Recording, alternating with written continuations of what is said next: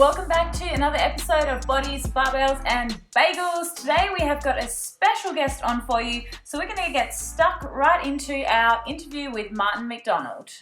And welcome, Martin. Hello. Hello. Thanks very much for having me on the podcast. You're welcome. How did you like the Tim Tams? Good. Really enjoying them. And I will say it's not a challenge, but it was nice. When the moist Tim Tam was... I'm going to have them all moist now because that was so good. How moist can you get your Tim Tam? Once you've had it moist, you can't go dry. Yeah, exactly. Yeah, we all talk the same language here. This is where we're going. Yeah. So welcome to the podcast. Yeah. But our audience, luckily, they've stuck around for 20 Australian. They're mostly Australian. It's a good mix. We do have actually people that tune in from England and America. Yeah, exactly. The Americans with the sense of humour. Exactly. Yeah. Okay, those are the good ones. Living in America. Yeah. I think that's why we get along with Lane so well, because he actually has a sense of humour. Yeah, exactly. Loves an innuendo. So, welcome, Martin, and I guess we want to start off with the more reason why we're here, and then we'll get into the fun and sexual innuendos at the end. But basically, so we want to talk a little bit about the course that you are launching, how's going at the moment, as well as the mentoring that you're doing, because there's obviously two that you're running at the moment, one. So could you explain the difference with those two services? Yeah, cool. So So Mac Nutrition Uni is the online nutrition course, and I do get this question a lot, so it's kind of cool that you're asking.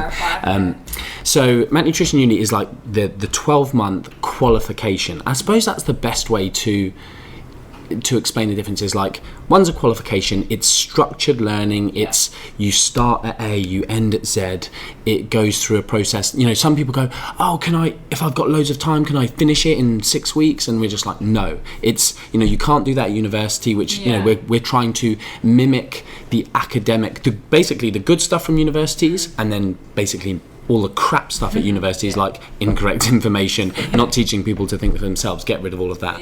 And also just looking at too much academic stuff instead of coaching real people. Start at the beginning, build up over time, building a base of knowledge of physiology, biochemistry, going into specific practical application, and then into the kind of the soft skill stuff of working with people, and then there's kind of some clinical population and then sporting population stuff. So it's a course, it's a qualification. The cool news is, and you're the first podcast that I have been able to say this on. Lovely. In a matter of weeks, we should have insurance to practice in Australia. So we were talking about this the other day, and this is another thing. If Billy and Sarah are here, I'd normally turn to them and go, am I allowed to say this? Because they're not here, I just will.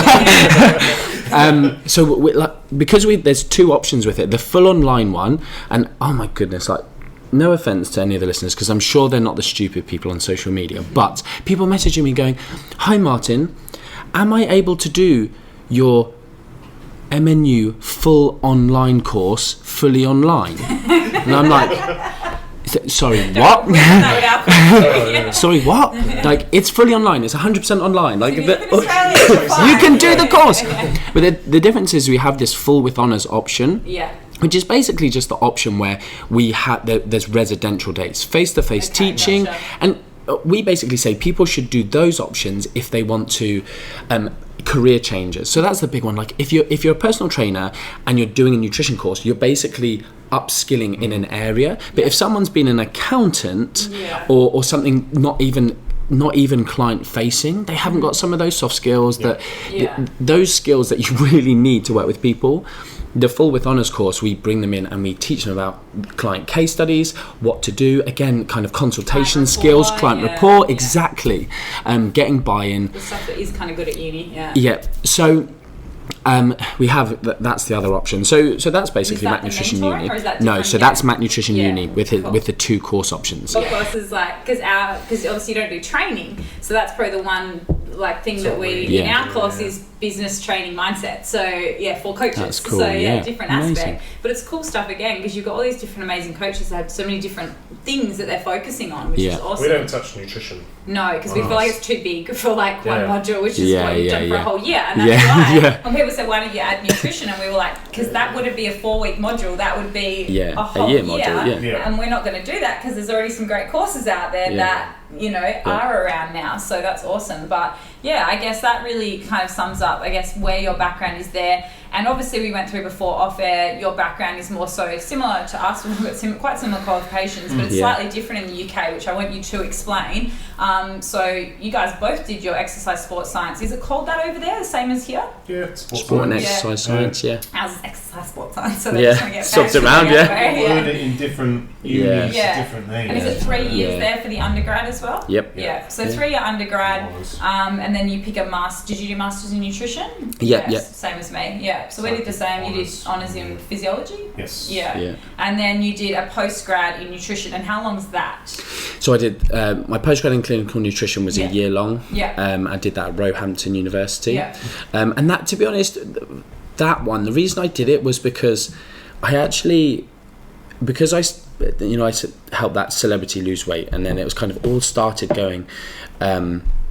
So much weight loss stuff, and then with that you then get the PCOS, which I know you guys kind of want to talk about, and I was like, geez, you know what, I've done so much reading in this area. Like PCOS was like a particular area of interest for me, and it's what I did my kind of research review on, and when I did my clinical. But before that, it's like you start getting all these people with like pre-diabetes, and then you start thinking, where's my scope of practice? Do I know? I felt like I was following a similar process to what I am now in terms of looking at the research, going like reading academic stuff, not flipping Dr. Oz or McCullough or something like that. Yeah, just some of these idiots.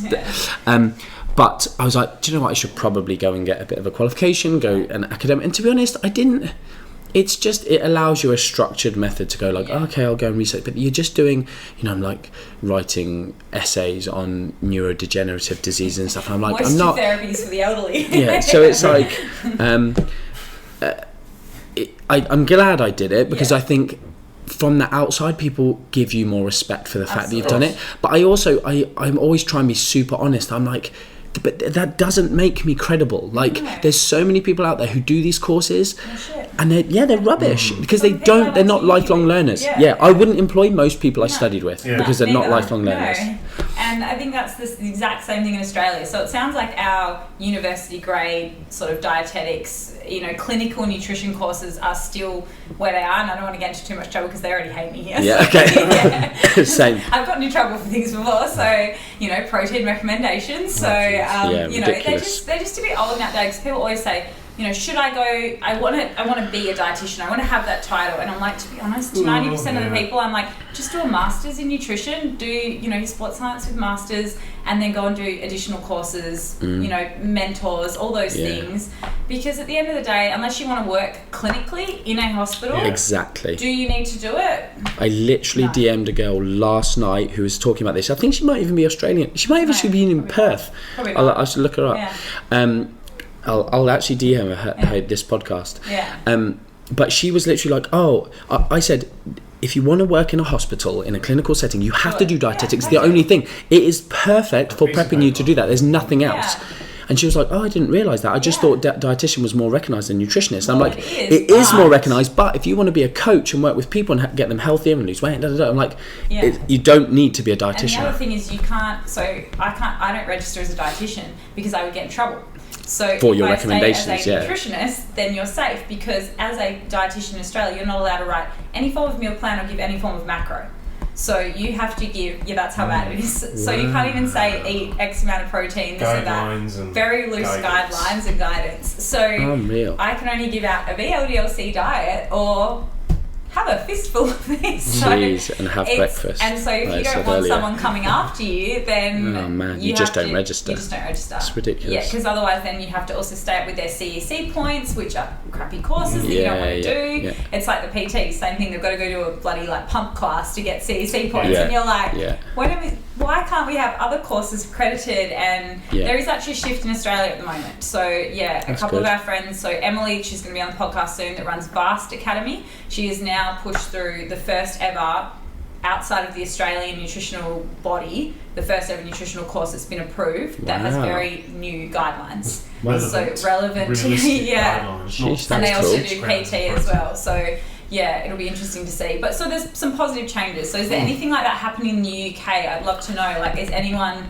really trying to get into the governing bodies around it and make those shifts? I don't think so. Like, to be honest, Mac Nutrition Uni, because it's making such waves kind of globally and stuff, there are good people now listening. So a lot of dietitians in Australia and the UK are kind of coming to me kind of personally, and fortunately we're going to get a few of those as public endorsements on our website, so that people, even though they're like, oh, it's all good information, I want to be assured that other people are going to respect me. So when we have like leading clinical dietitians and this on the web supporting it, they're like, oh, I feel a bit more, absolutely. I trust you, Martin, but it's just these other people over here who badmouth stuff.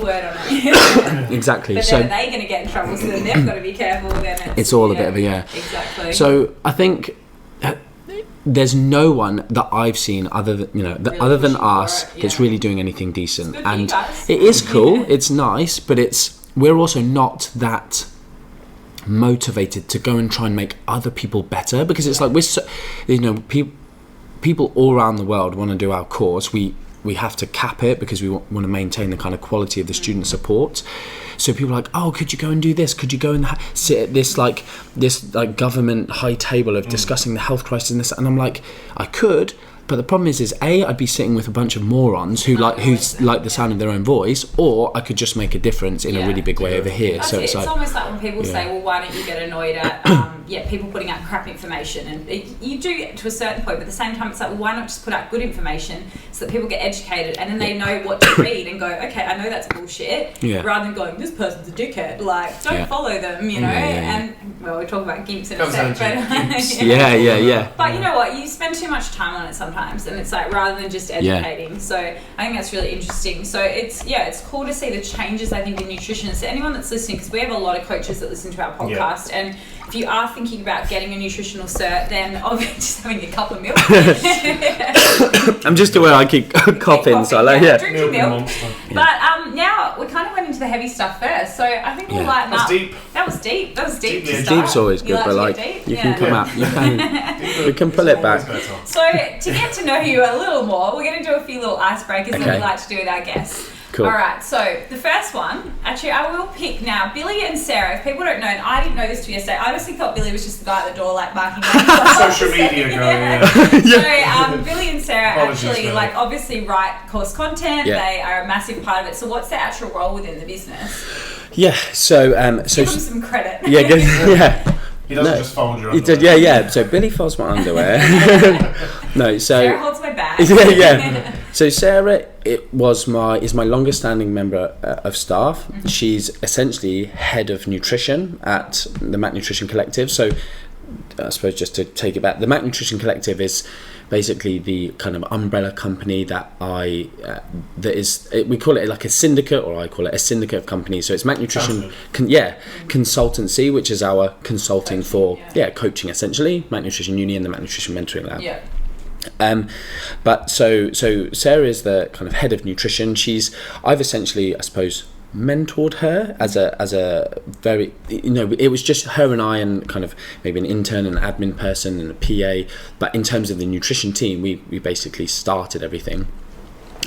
So which she doesn't like, become a manager for our other staff, a kind of workplace mentor, these kind of things. She loves working with clients. She loves helping people. That is her bag. She, as you kind of probably noticed, she doesn't like the limelight. She doesn't like standing on stage educating, even though I force her to do it occasionally, because I think it's good for her development. But she just loves nutrition. She's very good at it. She's amazing from a consultation perspective. And so, and she's a lead tutor on Mac Nutrition Uni. So that's Sarah in a nutshell.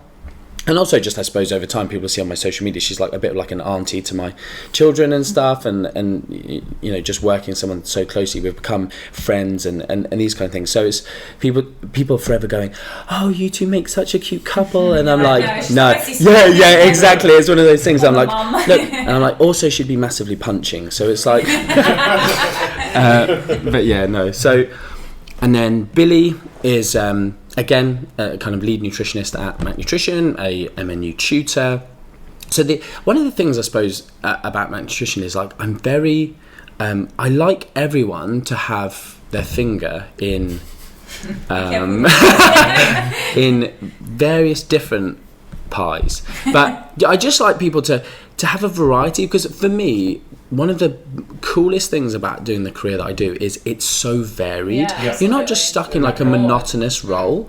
And so we all do a bit of everything. We like, as you know, as cool as the tours are, it's like when we're back at the office, it's like 1 minute you'll be working with our M&U students, 1 minute you'll be preparing talks for, like Billy at the minute is probably doing the majority of different talks. So like we might go into a sports college and do a talk for 200 children on whatever.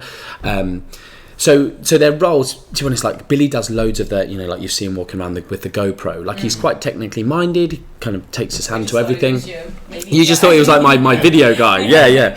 He's like the guy it stands in the corner of the room, just videos. Yeah, he knew his angles for your tricep. Exactly, yeah. He's done this a few times. Yeah, no. So he's obviously an MSc qualified nutrition and stuff, but it's he... cool that you're all doing we just get... It's one of those things, you know, you guys know as business owners, it's like, you have to do your accounts, you have to do everything. So it's like... that people don't see. Exactly. Stuff, So, yeah, and like we've just moved into our new like massive premises, and like Billy kind of project managed that massively. So it's they do anything and everything, a bit like me, and that's why they're two senior members of staff at Mac Nutrition, and you know that's not to. Also we've got Amy. So Amy started at Mac Nutrition at the same time as Billy. She didn't come on this tour. She's probably coming to Melbourne and Auckland later in the year. So and she again exactly the same role as Billy. You'll probably see emails from her if you join the Mac Nutrition Mentoring Lab, because she's taken on the role of the Mentoring Lab manager in terms of she coordinates the schedule and the diary of what we do there. But anyway, that's their roles. But cool. Also they're there to kind of, I kind of say this and people are like, oh, you're CEO of these like big companies and whatever, and it's like I'm also just a bit of a big kid. Like I struggle to look after myself. Like I'm just really good with people, and I have good ideas and I have passion, but at the same time I'm like, I need to sort out my bills or something. Like, can someone help me? Or like, I need someone to do my washing, and like, I just, like, where have I put this? Like, my passport. Oh, like, and like to genuinely put it in perspective, like, I can't. If I go to a restaurant, and they give me the wrong meal, like, I can't send it back. Or what was another one that people were doing that recently? Like, I'm just, like, I'm just too British, maybe. I'm just too. I know you go crazy. Yeah. We used to be a chef. I don't like talking to people on the phone. Oh, no, just yeah. There's stuff like that. I need other people to just. But we all have our things we're good at. I have someone like sounds like Sarah, who's my Jess. And Jess is like she's a coach, one of our head coaches, but she keeps my shit together. So like when I put things in Dropbox, she's like, okay, I've moved this here, it's all a mess, your emails are a mess, I've cleaned out your outbox, like, exactly. you need those people. Or if we do a talk or a seminar, she's the one that remembers to print the forms off and like bring the stuff, and then someone else does the PowerPoint, because I'm like, I'll give you the content, but like, I don't know how to do the stuff, And then Sean's the one that's like, you're doing too many things, you probably need to like, you're probably like me, you're like, let's do this, and then they're like, have you thought about that? I find myself writing on the whiteboard a new idea, and then I'm like, it's 4 a.m. This genuinely happened before the tour. Like the tour started on the Saturday, 23rd of March, and like on the Wednesday it was like 4 a.m. and like writing content, and then I had this idea, this epiphany, and I was like, I started like writing on the whiteboard, and I was like, what am I doing? I've got too much to do. I just like scribble all out. But you need those people around you. So and completer finishers. Like I'm an idea, and then on to the next thing. You need someone to actually finish those ideas. Through, and then I'm like, I started 50 things this year. Great. I think with these two people in mind. So with Billy and Sarah. With Billy and Sarah. Let's choose Sarah first. What 3 words would you use for her to describe you? What would so she not say? How would you describe yourself, but how would she describe What would she say? 3 words. She would say, I see how accurate this is when she comes back. That's exactly it, yeah. She would say,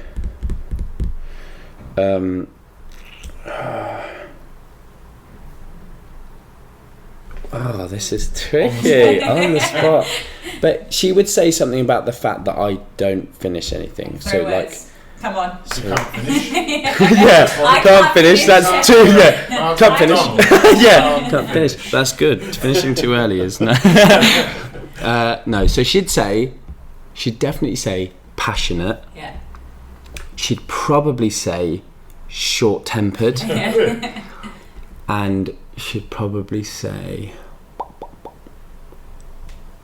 a child. What about Billy? What about Billy would say loose. Billy's thing is like, I kind of said it at the talk, didn't I? Like inappropriate? He just shakes his head like, no. And I'm like, I'm doing a story, like, or I'll say something and he'll literally take my phone. He's like, you cannot post that. He's like, you're ruining our Yeah. So he'd say loose.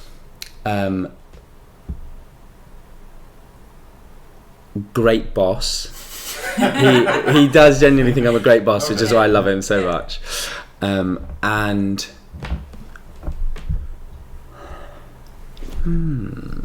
need some thinking music. Yeah, maybe something to do with like yeah. And I think he'd probably say something about overworker. Yeah, that's probably what he'd say. Yeah. But in a negative, too much. Yeah. Because we always ask that, because some people like to describe themselves. Describe themselves. Yeah. And they'll be like passionate, hilarious. In fact, maybe Billy would call me hilarious. It'd be one of the two. To work too much or also hilarious. He thinks I'm people funny. what their mum would, 3 words their mum would say about them, because that's always quite a good one. But then sometimes we're like, we don't know if they have a mum. Oh yeah, that gets too deep, doesn't it? Yeah, jeez. Don't go with family. Okay, our next question. If you could have any superpower, what would it be? Surely you've thought about this. Without you, we've all thought about it. What's your one? Well, everyone likes Wolverine, so I would like to be indestructible. Yeah, Wolverine is my favourite X-Men. I think everyone. He's super cool. But at the same time, I don't want to be Wolverine. Yeah. But at the same time, I always feel like he's also just a bit. He's kind of. He is my favourite, but he's pointless compared to all the other ones. He can't fight. He's just a badass, and it's like that's cool as hell. And he can't be killed. But it's just like, but you don't really help all that much, do you? You can like fight one person at a time. It's like. It's not really a great superpower. Like I still like. He's still cool as hell. I have every other superpower, so I don't really need any. Yeah. I think mine would be. I'd probably do like the Professor Xavier thing. Like he'd be my one. Just like relevant. The hair, the head, not the wheelchair thing. That's like, as in telekinesis. Just like being able to read people's mind, and just wise. And I know those are more just personality. His mind, right? Is his superpower. Yeah. Like that's also my legit superpower. But he's the next level, isn't he? He can go into people's. He can change their mind. He can. Oh yeah. That'd be great. I'd have to know what I'd But he can also make you say whatever he wants. He could just go like, and you're like, oh yeah, exactly. Like yeah. Please take me. What was the ability not to need sleep? You wanted that one. Yeah. The first thing that came to my head was being able to go back in time, or like stop time. But I don't know, is that a superpower? I've never heard that one. Name a superhero who can stop time. We can make up a superpower. Doctor Strange. Really? Okay, I'm changing mine to that. That I can stop time. He has a cloak as well. It's better than a wheelchair. Doesn't he look like a wheel? This is such an Australian podcast. It's just blunt. So that I'm going to change mine. That's mine, being able to stop time. Nice. Alright. Okay, last question. Do we go inappropriate would you rathers? Yeah. We had a few would you rathers. We'll just do one. Some of them were quite boring. Let's do one. But we feel like we can go with let's go with would you rather have nipple sized fingers or finger sized nipples? Oh, tricky. Because I do like my fingers are a big part of who I am. Well, I'm sort of public. Depends on where I am. So, if my fingers were like nipples, I could still use my tongue. But if you're currently wearing a t-shirt, and you wear a very tight shirt on the weekends. Do you know what I'm going? Yeah, I'm not having. Seriously with like nipple-sized fingers. No, but I think these were just in my profession. I can't have fingers on my what you were doing. No, exactly. Yeah, but I could still, like visual comedy for that. I could still kind of. I'm so glad people can't see. Yeah. We should be recording this on the wall. I basically spread some something with Something. my Spread things fist. with Yeah. nipple-sized fingers.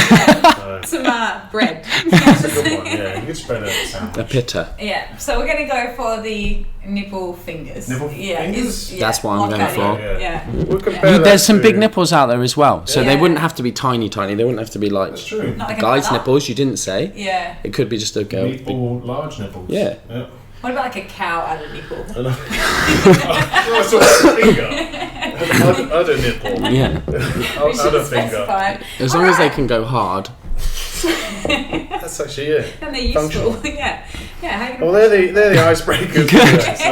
The ice is well and Well, truly the other broken. more serious question though is if you could go back, and now because we know your age, but we're not going to tell on the Yeah, podcast, good. so I'm going to choose this based on age. All right. If you could tell yourself, because how many years have you been in the industry technically?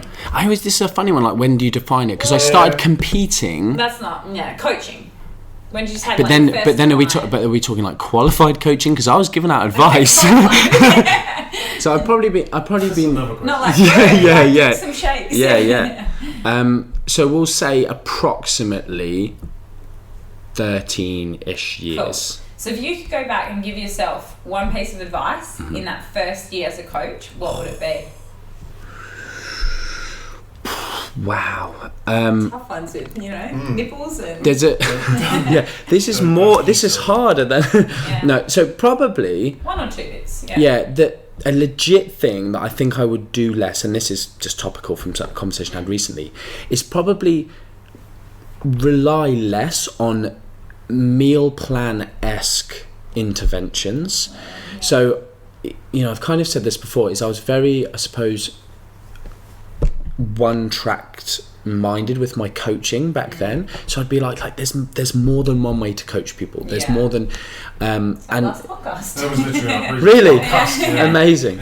Approaches to nutrition. There you go. So that would be a big one, and the big one I've said this time and time again, is just a piece of advice is like, just understand that people will lie to you. They will give you money to lie to you. And as soon as you and as soon as you know that, I just think there's a lot of imposter syndrome with good people in the industry. There's a lot of burning out. There's a lot of feeling like you're not good enough. And if you just knew, if someone could just tell you, and this is what I tell all of obviously my students now, people lie.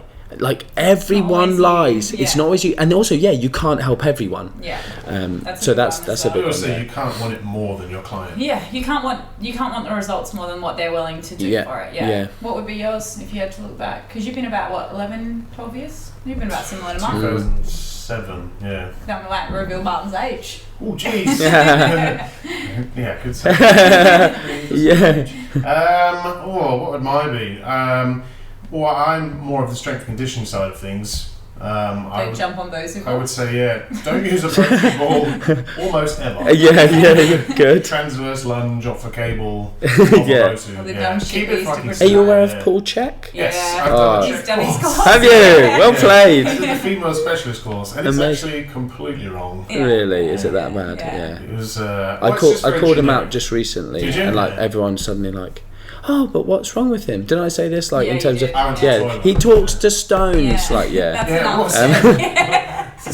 he's an interesting. he's dude. an So odd yours would be character. more around, like, I guess, training and just doing dumb shit. Keeping it simple. Yeah. Don't try and impress your clients with Because crazy that's what you try to do. exercises. When Yeah, you that's first a good PT, one. You're like, I'll do 50 things, and then Yeah. everyone will think I'm All smart. we're saying is a squat with a bicep I used to do curl. that. I used to do a squat with a bicep curl because I thought it was more functional.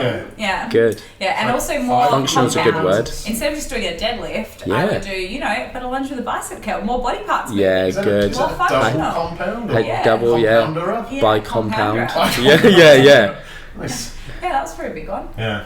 I reckon, like, looking back, mine was probably more similar to yours, but I'd write like very bro meal plans, and there was just no. But it was probably because I wasn't educated enough to know how else to approach it, and I think that's a big one. Like, You were in a gym that was very no, that was my second. Poliquin. I was in a Poliquin gym. I used to hang out with Poliquin Charles. I did not specialist. tell you about these. I've got some Charles stories for you. Jeez. Yeah, now that he's Maybe post podcast. Yeah. So I was at a very hardcore, everyone in Perth will know this gym. Poliquin gym was my second ever gym I worked in. Right. For 2 years. Oh, 2.5 wow, years. what a actually. start in the industry. My first ever comp prep was with them too, so I could food and all other things Jeez, there. yeah. Charles was there through one of my first preps. So my big thing was, do not believe everything that an educated, and I use that with bunny ears, educated person tells you, make sure that if something doesn't feel right in your gut, go and do your own research, because I was going through my masters at the time and things were conflicting with what they were saying, with what my masters were saying, and I just listened to them because they were my bosses. Like you're thinking, my masters at university, but Charles Pollock is telling But Charles is like more famous, you know, it's like he's advanced, he's like ahead of the science, and that was the problem. So I'd say my big thing is question everyone. Ask them for evidence, ask them for research, because at the end of the day, even question us. Like, we're open to it. Like, if a client says to us, we're always right. That's what I always say. Question me, you'll be wrong. Be prepared. But also, like, and I think where I would say as well is admit when you're wrong. That's probably a good one, because I definitely did things back then that I wouldn't say I ever harmed anyone. Definitely not. I've always been very health focused, but maybe misinformed. So, not be scared to admit when you fuck shit up, I guess. I think that brings us really well onto the topic of gimps in the industry. You know, you went into a lot of your sort of top gimps that people are getting advice off. And we don't want to make this podcast about bullying people, but maybe making more so where you two will. We've already mentioned two of them. But maybe more so around like how to, I guess, steer people away from following the wrong people. Like what to look for online. What are some of the big red flags that you would see when spotting gimp spotting? We'll call it. Like one of the biggest things, gimp spotting. Gimp spotting. I was like, that's exactly what came into my head. I was like, but why is that coming to my head? Because it's not related. Like, gimp spotting. So one of the things I'd probably say is if someone has an answer that no one else has, that doesn't happen. Like, no one comes out with like, oh, this is now the holy grail of how we can answer this question. It's like, here's the secret to fat loss. Like, everything has been wrong until now. Like, there's a few people who I could name, but essentially they're like, 2 years ago they were vegan, then a year ago they were ketards, and then now they are and now they're like, I was wrong all of that time, and the reason it was is because I wasn't doing fasting for autophagy with my keto. And it's like so these we haven't let's get David. But so no one's finding the answer. Like, science moves so slowly and so progressively that it's like no one is really ahead of anyone else. And as soon as someone tries to be, they're trying to put themselves on a pedestal. They become a guru. They're suddenly a, like if you look up the literal definition of guru, it's like spiritual leader. It's like, I'm enlightened and you guys need to and it's just ridiculous. So no one is if anyone's putting themselves on that guru status and doesn't show humility, or they have an answer that's not until now now we know the answer, like that's how you know that they're probably or definitely a gimp. But it's like there's different levels of gimp. Like there's people who are genuinely trying to mislead people. Absolutely. And then there's and then there's people who are just morons, and they are a gimp and if they get challenged, that's one of the key ways you can spot a gimp and someone who's quite a bad person with it. Like if they just start deleting comments, I will never delete comments because I love debating and just someone can come to me with humility and go, Martin, I think that's wrong because of this, that's the conversation that will go on. If someone comes on trolling me, I'll just troll them right back. I'm not going to delete their comments. I'll be like, your mum. Like, no, I'll just explain why they're a moron. I won't necessarily be polite. If someone's rude to me, I'm like, I don't owe you politeness. And there are some people I look up to, like Eric Helms, who he's just such a nice human being that he will literally, if someone's super exactly, someo's rude to him and he's just like, really? Oh wow, well played. Literally said, I want to get this out of my system. You look like Captain America. There you go, Eric. I've never heard that. So, I'm not as good a person as him. So basically, if someone comes on, exactly, comes on. That's what Lane says as well. He's like, I'm not there to be their mate. Like they're like, why would I? Lane's probably a little too hectic sometimes. Lane is off the hook. He'll admit that. He owns it. Of course. Yeah, exactly. As long as you own, I think, the way you behave. At the end of the day. But I think you got two choices with trolls. You can either fight back because you just don't want to give them the energy, or just ignore it. Like, yeah, exactly. But so back to gimp spotting. Yeah. So number one, you said make sure if they're making huge claims, things that have instantly never been claimed before. Instantly they were gimp. Yeah, absolutely. Or like, I guess, broad general statements that are like, they're saying it's fact. It's black and white. Black and white, Yeah, nothing. If there's no grey area. It's almost never black and white. No, I mean, protein's protein, but like, besides that, really not a lot of things in a fat loss dietary approach, you know, any of that. The only way to lose weight is with fasting. Like, straight away, just stop listening to that person. Don't waste your time. One thing that really annoys me is when people follow people and go, oh, I know they're a bit funny on that, but they do put out a bit of good content on training or whatever. And I'm like, but yeah, it's like, if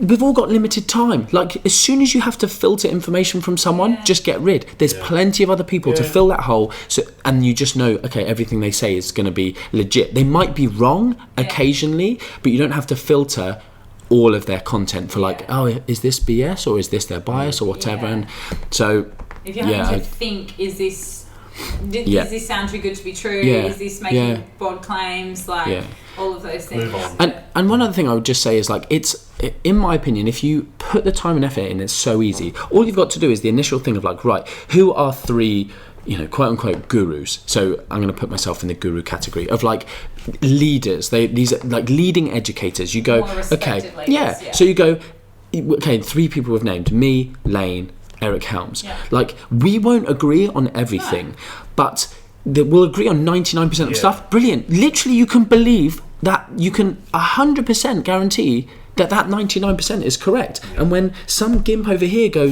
says something different, you just go, oh, you're a gimp, gone. Like, end of story. So just compare, you know, like, question, put my information against what those two say. Oh, okay, it's seemingly tying in. Then if something doesn't match, then you can have that conversation between those three, and you don't have to stick to three. Then you can add to that, okay, these three seem to respect this person, this person. Like the Melbourne evidence-based conference, when is it? Like June, end of June, 28th of June.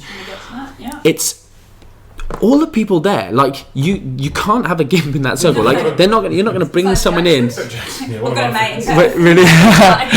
He's going. He's the guy that did all the research on diet breaks with cool.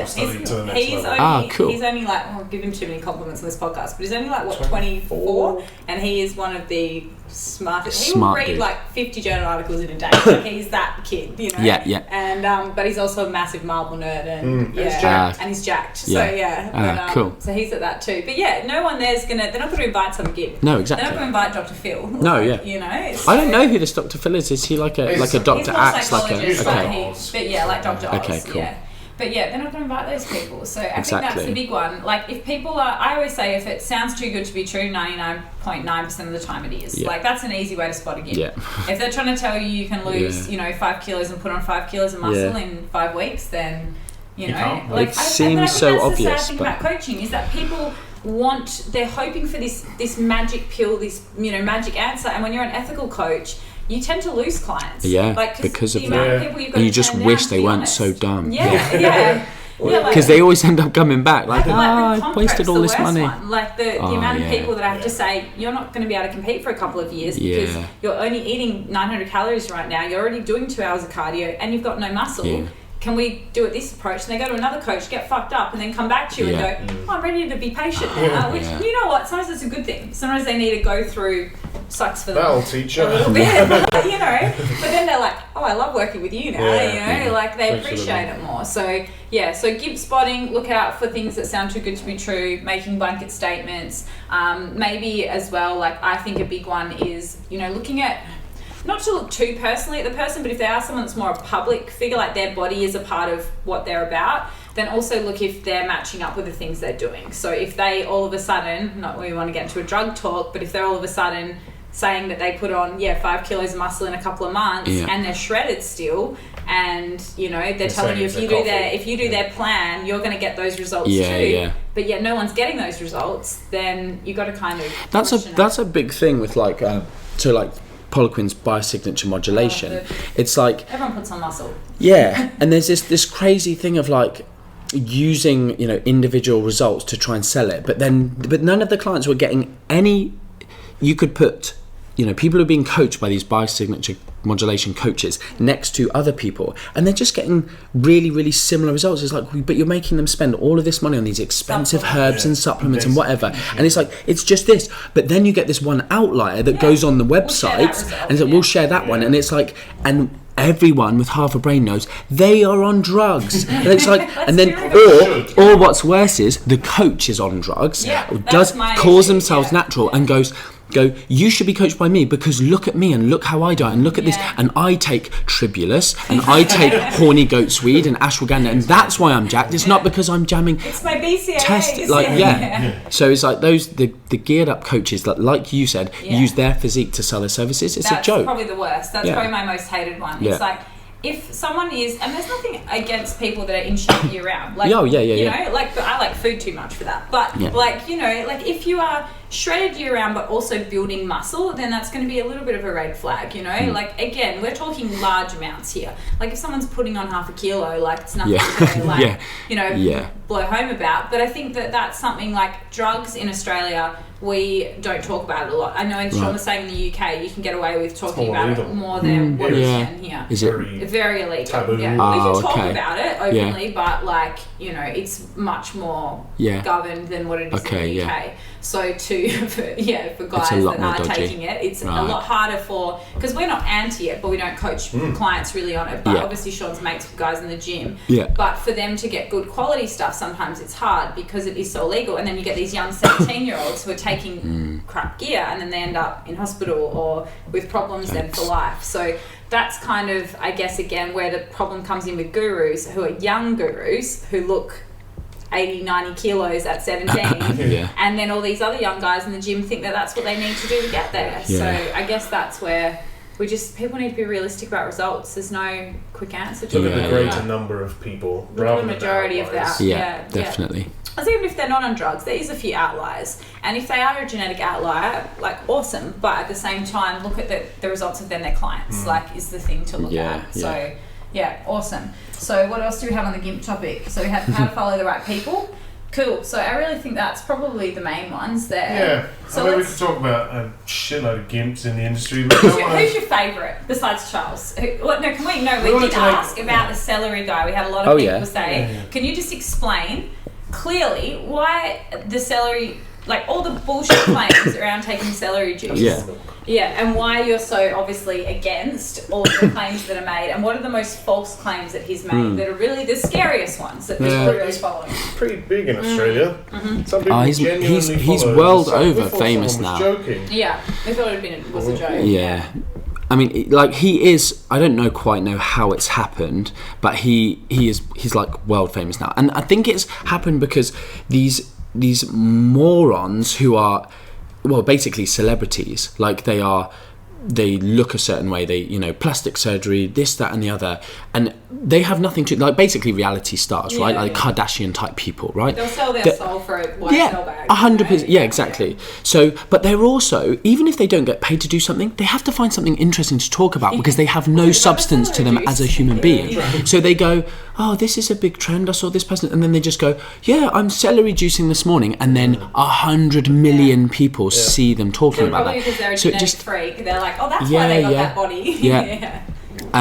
So like the celery thing, it's kind of unreal that it's taken off, considering celery tastes like ass. Like, but then it's just that, like, it becomes a bit of a thing of like, oh, drinking my celery juice doesn't taste nice, but you get used to it after a while, and it becomes a bit of a like mental challenge of like getting it down. But anyway, like wheatgrass years ago.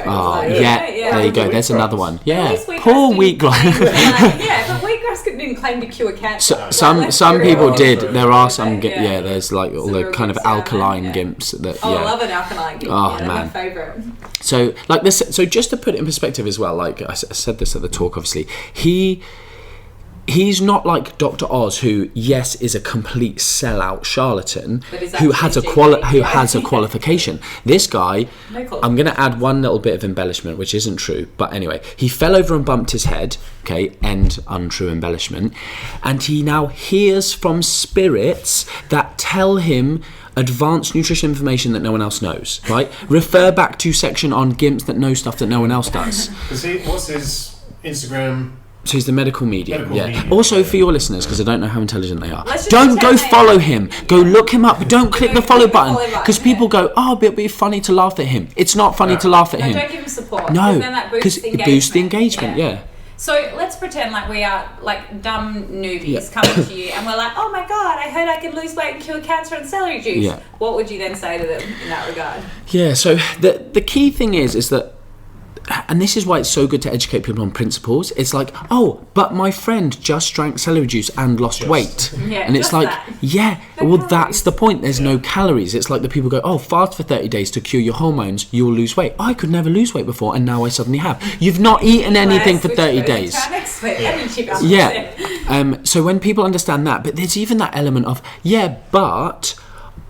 outside of but when I started doing the celery juice thing, I felt less bloated, and it's like my candida stopped. I had that one. My IBS just stopped, everything. So when you understand that some of the principles, like even the principle of if you eat a lot of food, you will like people. There's this thing about bloating now. People are like, oh, it's not natural. It's like you've just eaten a massive meal. Your gut will be a bit distended. Especially competitors. You've just eaten. I'm a bit Used to being bloated. bloated. Yeah, when you've eaten. If you wake up in the morning and you're still bloated, okay, let's have a chat about your digestive system. Exactly. But like, you know. So they start swapping whole meals for a drink of celery juice. Oh, I feel less bloated at lunch now. It's like, oh, you're not eating a loaf of bread at lunch and anymore. Fiber, you're juicing it. Like, So exactly, juicing even rather than blending. Yeah. You have a slim fast. Same with It's kind of isogenics, insane. shakes, like, you know, all of those things. Herbalife, like, Everything. you know, and that's the thing, all you've got to think back to is energy balance. You look at isogenics, you replace, because that was huge here, so you replace 3 meals a day with a shake, and then you eat 1 salad, okay? Max calories you're consuming, when I looked it up, was like 1,500. Yeah. So if you're someone who's consuming a normal diet, 2,500 calories, average person, all of a sudden you cut out snacking, cut out these You're things, eating less, and you don't drink booze on the weekend, oh wow, you lost weight, oh it must be the isogenics. Yeah. Like, this is the thing, like, people need to understand, like, it is they painful want just to watch. something because it gives They them do. hope. Yeah. It's like, if I've got this thing that I'm thinking it is, rather than just changing some lifestyle habits, it gives them also, like, sometimes an end point. Like, if I stop there, okay, then what the fuck's going to happen afterwards? So, I think that, all in all, celery juice, guys, like... Get off it. Yeah, it was Jeez. funny because we started juicing, and that was, like, we were doing, like, juices with, like, you know, celery and beetroot and carrot and apples and, like, everything. And all these people started inboxing us. Oh, my God, are you guys doing the celery diet? Are you doing this? And I said, no, it's because Sean eats 6,000 calories a day, eats no micronutrients, and he has too much fibre already. So the best way for him to get some, like, antioxidants in, because he'd had some blood tests done, and the doctor was like, have some more, macros, was fucking juice, like, you know, so it's crazy how straight away, is this the new thing you're doing? Is this the thing? People start juicing. Oh, you've finally seen the light. Like, they're like, where'd you buy your juicer? What don't type is copy this? me. It's a magic one? What's the recipe? I'm trying to lose weight, so I'm going to drink, like, high calorie, low fiber smoothies. Like, no, that's for him, not for you. I feel like it's too many calories. I'll just eat an apple, like, you know. I hope people, because I mean, my Instagram is a lot about high calories because I do eat 6,000 to 7,000 calories a day. I'm that person that has that huge stomach and should be 130 kilos, but you know, I'm 95, 100 kilos. But I hope people aren't following me and eating the same as me. It's made me fucking fat. It's like that Will Grace episode where she's popping the workout and she's like, I've got a big ass and, you know, a smaller set of tits, and she's like, that was the workout. And she's like, well, I wanted the opposite. I think this brings us very well into energy balance. One thing that we really wanted to touch on was just the laws of thermodynamics and just how important they are. Because sometimes when, as a coach, you say that to them, to clients, they just don't always believe you. It's like it almost literally is calories in, calories out. And no matter how many times you say that to them, it's like energy would be a better way to say it. Just to briefly explain the importance of thermodynamics, I think would be a really good thing to touch on. And what, you know, for the average listener, I'm pretty sure we did a whole podcast on energy balance, but go back and listen to that. Go back and listen to that. But then I guess let's talk more specifically in terms of fat loss. So explaining what is energy balance to the avid listener. I think the key thing that stops people buying into, which is such a painful thing to say. It's like buying into the fact that gravity's a thing. It's like, geez, these are laws. Buying out of gravity. Yeah. It's like the flat Earth thing. Oh yeah, geez, yeah. But that's like, if we're talking to flat earthers, I always just go, just like, get out, like just go drink bleach. There's no point in this conversation. Yeah. But you know, if someone's willing to like discuss with a basic level of intelligence and like discuss science, it's like energy balance is confusing for people when they don't understand its dynamic within a dynamic system that is a human. So like things not working, it must not be energy balance for me. It's my hormones. It must be my hormones, it must be my gut, it must be whatever.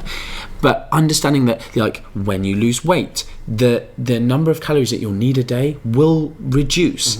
The fact that, but so and so ate this many calories, we weigh the same, but I didn't lose as much weight as them, or I didn't lose, like, etc. It's like, it's different for everyone. Like the whole thing of there'll be another 90 kilo individual who can't eat as many calories as you, they would put on weight. It's like, it's different. That doesn't mean that calories and energy balance is different. It means that your equation is weighed up differently. Like you maybe move more than them. So exactly. When you were at the lecture, he was like this, and I'm like, I had so much coffee. I think it was free coffee. So like understanding that like individuals are very, very different in different ways in terms of like their absorption of calories. Even I kind of touched on that, and then but then expenditure wise, like you said, fidgeting. People don't realise that accounts for hundreds and hundreds and hundreds of calories, like fidgeting, walking, like all of these. Like, you don't sleep a lot, so you're moving. All of these things, So it's so important that people do buy into it and not buy into the flat earther mentality of like, this law of thermodynamics doesn't apply to me because X, Y, Z. Your favourite quote you had from the weekend was, you said, it is calories versus calories in versus calories out. I'm trying to remember where from where. It's as simple as like fat loss is as simple as calories in versus calories out. It's just that calories in, calories out isn't that simple. Exactly, and that's what people need to understand. It's like, and that's why when people always constantly will inbox me, probably get the same, where they go, "What's the best macro split for fat loss?" And you're like, well, not only there's no percentage, there's no gram, there's no this, there's no that. So even though it is, calories in, calories out, that needs to be customized to every single individual variable that's specific to you, in terms of, like you said, NEAT, thermic effect of food, all of these things that go into the equation of energy balance, you know, compared to somebody who sits at a desk job versus Sean, who's a personal trainer on his feet all day, you know. That's why we have step trackers, like, so all 100%. Of these things. And with energy balance, it's also that thing of when people don't understand it and get upset by it, like like a well-known guru, not going to name him, the Welsh Poliquin, we'll call him. He basically said, if it was as simple as, and he's the person who was like, was vegan, then went keto, and was like, no, the reason I couldn't lose weight on keto is because I wasn't doing fasting as well, and blah blah blah. So he said, if it was easy as calories in versus calories out, if someone just dropped 500 calories a day, they would lose X number of pounds in, I can't remember what time frame he said, and he goes, or if it was as simple as that, everyone would be lean. Like, it's like based on what everyone would be lean. It's like, you can't comply, you get hungry. It's like, no, if it was as simple as, it's like, it is as simple as that. And yes, if everyone could stick to a deficit, if everyone could eat 1,000 calories a day, we'd all be shredded. Exactly. But people can't. No.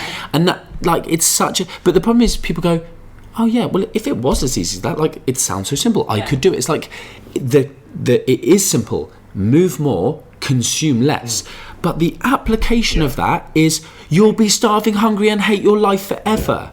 That's why not everyone's lean. The fact that genetics dictates appetite and movement and all this kind of stuff, it's I think that's why some people, we actually turn away a lot more people than we take on, especially for comp prep.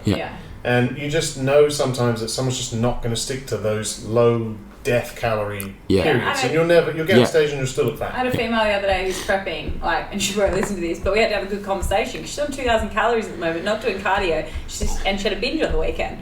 And I said, why? What were the triggers? Let's step back and, we had a good chat about it. And she goes, I was just really hungry. And I said, dude, if you're hungry on 2,000 calories, we either need to have a chat about your food choices, like all of this, or we've got to change something, because you're going to have to accept that hunger and all of that is going to be tenfold when we're getting to levels of body fat that you need to be out for stage, and having those real conversations. But and another one the other day, an inquiry that I had to turn out for comp prep, and she said, I want to compete, get this one, but I want to keep everything in my social life exactly the same. Yeah, wow.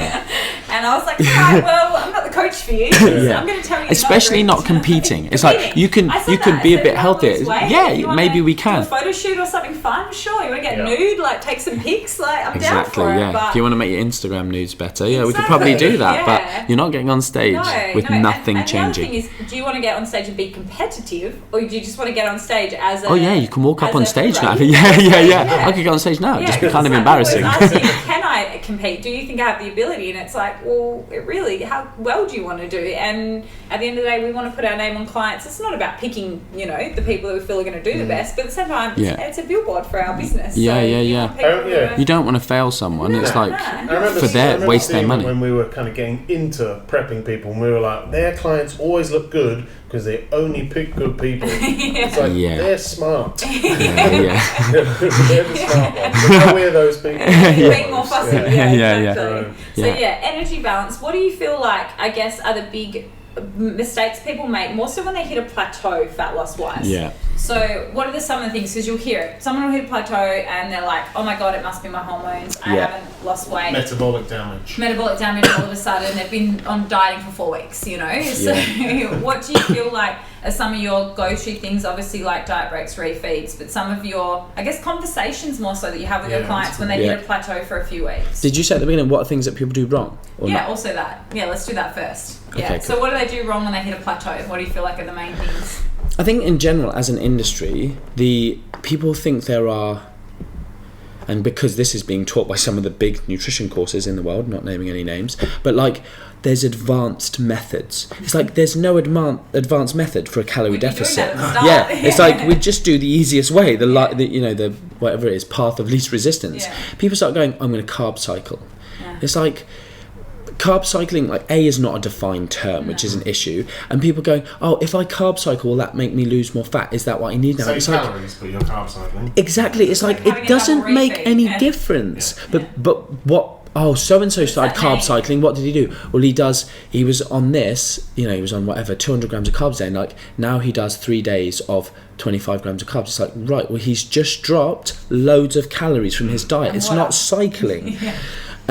So that big thing is like this carb cycling, or just advanced methods of something fancy. 4-day fast, 2-day this, crazy stuff like that. And keto for 5 days, 2 days on carbs. Exactly. I love that one. And then the other one that's just such a bad thing that I suppose the industry has pushed forward is just these things you need. Like I always said, I hate the word cheat. I hate it. Yeah, we can't do it. Don't do it. Someone asked me that. So you need a cheat meal, or you need a cheat day. And like don't count those calories. Exactly. And then people go, I'm not losing weight on 1,000 calories a day. I must be metabolically damaged, like you just said. And it's like, but what do you do every 7th day? I do an untracked cheat meal because my coach tells me to. It's like, have you ever tried counting how many calories? Like, try counting it this week. Oh, I did 9,000 calories in that 8-hour bit. Okay, exactly. So literally you are on a 1,800 calorie a day diet. That's why you're not in a deficit as a 60 kilo female or whatever. It's like you have to look at averages. Like your diet for your comp is from day one till you step on stage. How many calories did you consume in those 16 weeks? Like that's the equation that people never do. Because they go, but this is a metabolism boosting, they go, oh, it's not a cheat, it's a treat, right? Even then, it's not a friggin' treat. Like someone used a really cool term that was like, it's a non-tracked break from the norm, and they were like, for the benefit of metabolism. At some point. No. They were trying to redefine. It was. I was like, this is a fair way of putting it. They were like, sometimes I'll just go and have a meal, and it's a psychological break, and it's just a meal out with my friends. It's not a treat. It's not a cheat. It's just a break from the norm. No. Oh yeah, exactly. It's a lifestyle client. But then you've got the other scenario of like, you can. I often say, like, if you're comp prepping, put your flexible, like your chocolates and whatever, within your calories on your deficit days, but if you want to, then when you do your refeeds, like, so going on to your question of like what should people do, is like when you do a refeed, you're not refeeding on Tim Tams, you're refeeding on, you know, like rice, cereal, just like food, like proper bananas, food, not flipping Tim Tams. So I think a big thing in terms of plateaus is looking at the physiological drivers. Once you get that much leaner, stop you being an overly objective human being, and which is why even coaches need coaches if they're comp prepping. So you start not tracking quite right and things go a little bit haywire, and you start trying to convince yourself of like weird things. Like I remember this is what I was like, it's like, I probably do need to do a refeed now. It's like, no, you probably don't. You probably just need to, like, it's been like 10 days without like the exact drop. Like, I probably need it. It's like, no, actually just keep dieting for another 2 weeks, and like you might get some, like I said, realization of fat loss that's already occurred through just a drop in body water. You might have a bit of water retention, whatever. Understanding fat loss doesn't just happen overnight. Like, exactly. It kind of catches up with you. So weight undulating. That's why, you know, getting on the scales daily, I'm like, for some clients, I like it. For most, probably not. Certainly for female. You're not looking at an average fat loss per se. If I get them to do it, it's more so if they are someone that say they weigh in every Sunday. Every Sunday it's so all over the place, but their photos look great. So I'm like, hey, for your mindset, do it weekly and let's get an average. Because maybe, especially females, you're cycling and your ovulation and this and that is all going on. Guys, I feel like it's a little bit more it's more simple. Whereas it's girls, nicer. like, we have testosterone. You need to know where they're at. We have until you get really lean and then you have none left. So you got none left. Well, then it's easier when girls lose their periods, because then you're like, oh well, that's not going to affect your weight anymore. So pros and cons, you know. But I think that's one thing, like you said, is just understanding that when you hit a plateau and you're on super low calories and lean, that your mind starts to play tricks on you. What about for you Gen Pop though? Let's say like someone who's, you know, they need to lose 20, 30 kilos and they've dropped consistently over, you know, half a kilo a week, and then all of a sudden for 3 weeks they don't drop. You know, what would be more so, let's say, more go strategy rather than things they're doing wrong? Strategies you'd use in that type of scenario, are you more the line of just keep going and get more aggressive? And we talked a lot about, I wanted you to talk about how you approach aggressive dieting as well, because that's, I think people just need to hear that. So let's let you roll with that. Okay, cool. So the first off, we'll do like the whole process. So let's say, you know, they've lost half of the amount of weight they want to lose, for instance. So let's say 15 kilos from 30. It's taken them 25 weeks to do that. And they're doing, I don't know, cardio. It starts to get painfully slow. It's getting a bit slow. They're on female. They're down to 1,500 calories. They've got a bit of room to move, but they get hungry. So at that point, you've got a few different options, and it kind of does depend on like the psychological state as well. The initial one I would do, just for the sake of that realization of weight loss and part of the effect of dieting, often people do get this like even non-menstrual cycle related water retention, just like we'll call it dieting related water retention, is, and I've kind of spoken about it, but like chill the hell out and get laid type scenario. Just like often, I mean, you guys might have seen this quite a few times with your clients, but they're just like, it was just too much, and then they haven't got psychological issues, relationships with food, they're not binging, they're just like, you know what, I just didn't eat what I usually would, I just ate a bit more, I had like quite a comfortable meal, I had some chocolate, I had a glass of wine, I don't know whether they tell you if they bang or not, but anyway, let's say they did bang, and they still got a sex drive, so anyway, they wake up the next day and they've dropped weight. They just chilled the hell out, and then suddenly they're like, "Oh, I'm going to drink wine every single day and chocolate," and it's like, and now they're good. Like, they go, "I respond better to more food." And not daily. No, not daily, not daily, exactly. So, but it is that thing of, okay, my initial thing would probably be this refeed strategy, which will take approximately 72 hours. It's, like I said, not junk food. It's very, very high carbohydrate percentage wise, then usual moderate protein, and dropping fat down to quite a low level, restoring glycogen levels. Again, you can, because of this thing called de novo lipogenesis, they're not going to create fat from the carbohydrate in the same way. Essentially, when someone carbs up for like a marathon, they're eating like 10 grams per kilogram body weight. Like at 90 kilos, at 900 grams of carbs. Like, it's obscene. That's why you're having to juice stuff. It's like, just because it's hard to consume that amount of food. Exactly. So they're doing that, and what happens is you carbo load. Like most people are kind of comfortable with that term. You store an obscene amount of extra carbohydrate in your muscle. Also, your carbohydrate oxidation goes through the roof. And that's why you want to reduce your fat intake down, because you can't burn that fat off because you're in a slight surplus. So you just want to keep dietary fats out. You don't want to do it long term because it's not good for you to eat zero fat. Exactly. Yeah. So it's very hard to turn into. Exactly. It's like turning a chair into a cheeseburger. Especially if you're somebody at this point that's probably training twice a day, you know, doing all these things. Yeah. What's more efficient fuel source. So, exactly. Yeah. So, and that's the other benefit, is that they can, if probably their vigor for training is low at this point, and they're training hard, they start training better in the gym, all these different kind of things. And which is when, like, you know, you always talk about, people say, well, nutrient timing, you know, there isn't any research on. Yeah, we get that, but at the same time, if I can get a client to consume a bit more carbohydrate before they train, because it gives them more energy to have a better session, the energy output increases, that's why we do it. It's not because of fat loss, you know, because clients ask that all the time. Do I have to have, you know, a higher, you know, pre-training carb meal? And I'm like, if you're in a surplus, probably not necessary. You've got glycogen stores. Exactly. But if you're only on 80 grams of carbs and you're in the depths of a comp prep, then probably push maybe 20 grams towards your training session. Which is why we do it. So I think it's important for clients to understand,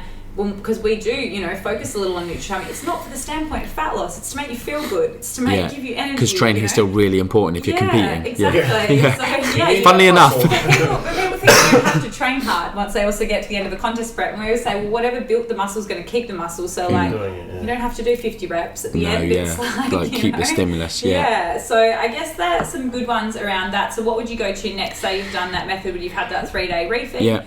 You chip down, maybe you lose a little bit more weight for a few weeks, and then all of a sudden you hit another plateau and they're feeling like real shitty now. Yeah. So then there's two other options. One is there two? No, there's maybe three. So one option, which this is just obviously like for the coach to choose basically, but essentially it's a diet break. So we're talking like 1 or 2 weeks. We can either go 1 or 2 weeks of, depending on how strong the cues are for overeating, so how much appetite is upregulated. Especially if they are, I know we're talking about a Gen Pop person, but depending on where they are on their kind of continuum away from their set point versus, if someone is in comp prep and they are lean, the drive to overeat is so strong that non-tracked diet breaks tend to just push them steps back. They will overeat even with good habits. The just drive to eat good food is so high. Like, we've all done it. Like, you can eat. I don't really like porridge, right? But when I'm dieting and I'm super lean, I can eat hundreds and hundreds of grams of it. There are people like, peanut butter. Peanut butter until I drop my calories. Breaks your fats away, and then you're like, oh, fats. So, in that scenario, there is an intelligent discussion with the coach of like, are we tracking calories, are we not? But basically what we're talking about is a diet break. So 1 to 2 week diet break, either non-tracked, because that'll give you a nice psychological break, look at habits, look at just good food, this, that and the other. Depends on the individual. Or and then the flip side is a tracked calories diet break, but we're pushing back to maintenance for 1 or 2 weeks, because maintenance. This flipping whatever maintenance means, people just don't seem to understand. You started your diet on. The new maintenance. Your new maintenance, Jeez, So let's just break that down very quickly. So you started your diet on 2,500 calories, okay? You're now down in this example to 1,500 calories, let's say, okay? So your new maintenance is probably going to be around about 1,800 roughly. In the scenario we're talking about? 10 kilos smaller. It's not 2,500 anymore. You're a smaller human, you require less calories. Yes, and that's the same with reverse dieting. When we say you're going up to maintenance in a reverse diet, it doesn't mean you're going back to 2,500 the first week in your reverse diet, which I think where some people from the seminar might have got a little bit unstuck. So it's a number of calories you need to maintain your current body weight. Current. So if someone goes, will I not put on body fat? No, then you're not maintaining your current body weight. You've shot above or your current body fat level, because your body weight might go up through carbohydrate. Food, Eat more food. Might eat out more, a bit more salt, all those But things. the number of calories you need to maintain your current level of body fat is maintenance. Absolutely, it's great, and I think that's good that you touched on weight, because I had a client who just finished a 10-week reverse at the moment, powerlifting client, and wanted to have a little break and then get back into getting, she needs a few kilos off more for her weight, and I looked at her weight and it's changed through 2.5 kilos in 10 weeks. And I put a photo side by side today, which looked identical. And I was like, well, she got down to like 80 grams of carbs and now she's on 250 grams of carbs. It's like, it's just there. So if you focus so hard on weight, you're going to mess yourself up mentally. Like, especially females. Yeah. If I wake up in the morning, I'm 96 kilos. When I go to bed at night, I'm 100 kilos. Yeah. So I've put on That's 4 unbelievable. I've put on 4 kilos I never of get on fat. scales at night because I think I'm as a female. Imagine guys are like, I'm 4 kilos, and then you've lost your gains in the morning. But imagine a female. I've put on 4 kilos of fat. Yeah, that's how we think. I just need a massive shit. That's how girls think. Yeah, exactly. So around menstrual cycles. So I guess going on that kind of leads us into our next question about more so then at this point, are people underreporting? How is compliancy? Like, the other thing just before that is that those two methods on the diet break, the third one was just and you said it, is a reverse diet. You've also got that other option of just like strategically adding in calories. If you're a lifestyle client, if you're not getting on stage, this Gem Pop person, just do a little bit of a reverse diet. Was fantastic. My client, this one, like I was like, well, your comp's not till July. So why don't we reverse for a bit, diet down for a bit, and almost reverse again. Enjoy training again. By the time we get to July, calories. so we can bring your calories into comp rather than you dieting to get to your powerlifting weight, which I think is insane when people have to go super aggressive and then they lose strength, and then you're missing the point of like, unless you're like a professional powerlifter. You should have just competed where you were and be stronger. And then that came back to our next point of that body fat set point. So I think one of the really interesting things that we took from your seminar on the weekend, that was probably one of the key things that we got home and we were like, we need to describe it to our clients better, because I think we understand it, but the way that you stepped it, we'll try to do that verbally. But I think when you said to people, you know, and it does suck a bit, I think, when people hear it, because then they kind of come, it's a good and a bad thing, because they go, so basically what we mean by body fat set point is, I'll let Martin explain what you mean by that to people. If you're looking at, say you're getting frustrated and you're not losing weight, or you're somebody that always gains your weight back and then some. So so I think this is, it's one of these things I so often in my Q&A Instagram boxes get this thing of like, is body fat set point or settling point a thing? And I don't fully know why the question arises, because in my mind it's just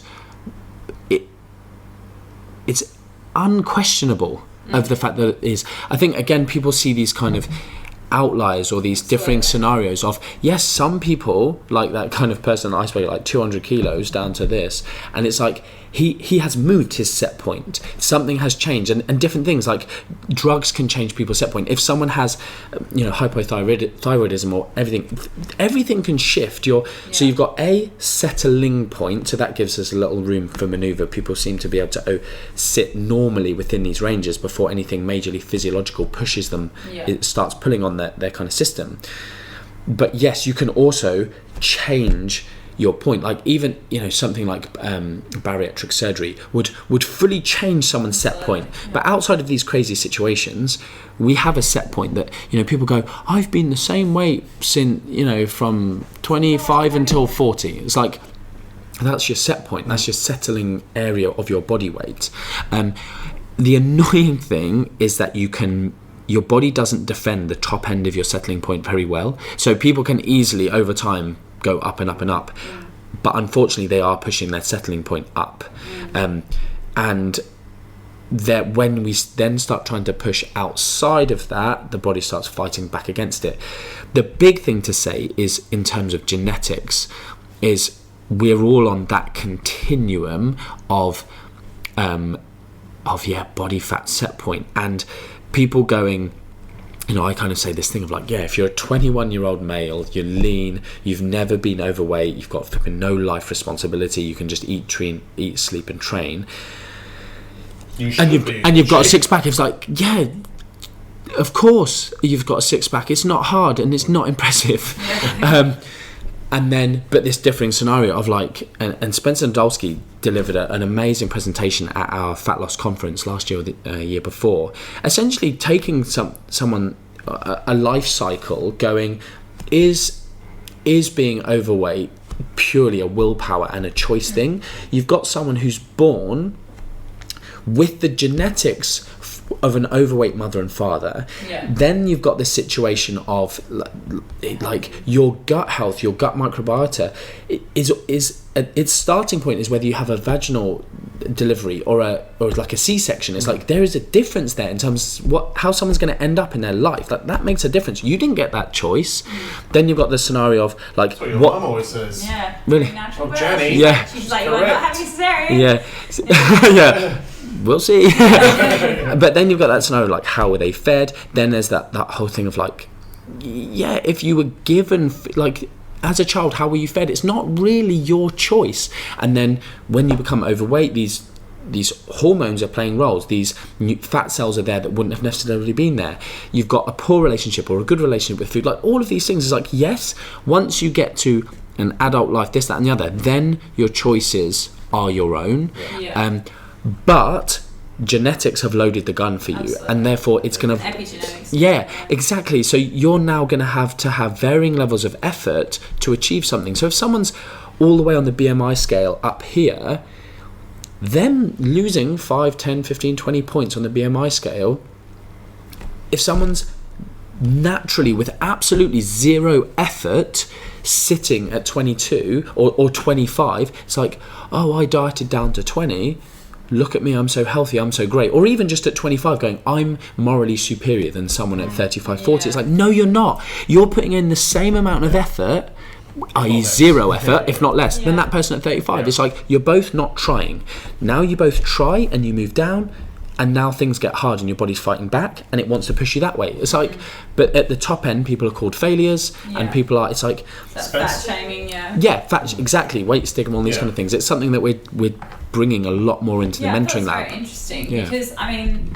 I'm very, I don't want to say this the right politically correct way, but like I'm against people living an unhealthy life and being overweight. So if you are 35, 40% and you are drinking, eating shit, you are taking drugs, you're not looking after yourself, then that is an issue. I'm not condoning fat shaming, but that's an issue. No, it's not the fact that they're fat, it's the fact they don't give a crap. And you were 45% and you've come down to 35 and you've sat there for a couple of years now and you're living a healthy life, then like power to you. You know what I mean? But I think that's where people need to understand that. And we were talking about in the car on the way here about our different upbringings, and it was really interesting because Sean was skinny his whole life. So he was 50 kilos until about what, 24? And now he's 34 and he's 100 kilos. So, and he doesn't take drugs. You know, but his upbringing was that his mum didn't have a lot of money, 2 single boys, council housing, you know what it's like in England. And, you know, they would eat, you know, whatever they were given for 50 cents, you know, and didn't get a lot of food. And people go, well, why can Sean eat 8,000 calories now? And I'm like, because he was skinny his whole life, and you know, he's had to put this muscle on to maintain the muscle. You have to eat to maintain it. It's not. I mean, it's the best burden you can have. But I complain a lot. I didn't have that like fat cell hyperplasia that some you just got hypertrophy. Fat children have now. Like we have clients like that. Even though I've got a really good one. He's come from 140 kilos at 13. Overfed as a kid, At 13 years old. Lovely mum, but just overfed him. Loved him. Loved him with cake. He's 90 kilos and shredded now, but still thinks he's a fat kid. Wow, okay, he's on 4,000 calories. He'll have a half a Mars bar too much. He thinks he's fucked it up. But he's now got to a point where it's still hard for him, but like he'll eat less than you to maintain his weight. You know what I mean? But he's in a much better place because he's held it there for a while, and this is where we want to talk about how important it is to maintain it that way. Has ice cream every day. Oh wow, cool. To take away that fat kid feeling. Of like food, but he has to, that bad food. Bad food. Very different upbringing, you know. So I never say, "Oh, I'm doing so well." You know, if anything, I'm very lucky. Like we said, I ate 30 Krispy Kremes the other day. And I shit them out. And he had abs in the morning. So it was but I think that's where we're trying to say, and I don't want people to get this misconstrued in thinking that we're saying wherever you are today is where you need to stay. Because I don't want people that are unhappy with how they are and look, is that assess your lifestyle. And if you know there's things that you can change and put effort into, then change that. But at the same time, if you are 35, 40% and you are trying hard, but you want to get to 10%, and you're seeing these fitness models online who are genetic outliers, stop comparing yourself to them because you're going to have a bad time. Like, we're not saying you can't ever get there, but we're saying the journey to there is going to be horrible. And it's that whole health thing of like, it will screw your whole health. There's an like, upper end. you will not like your life. Lower end to health. If you're really overweight, then that can be unhealthy. If you're really underweight and not eating calories, then I've been that side of things, you know, like it's one of those things. But it's very interesting to see how, and also how your epigenetics can change, because for me it was my parents brought me up too healthy. So my mum made homemade yogurt, like it was like that extreme, and I was quite skinny, and then I started binging at about 16 when I got a job and had money to buy food, and then that turned into a bad relationship with food, which then since then my metabolism and everything's been a little more sluggish than probably what it was back then. Harder for you. Because I had that slight yo-yo in weight, and probably again had that hyperplasia occur down the line and post-comps and all those things.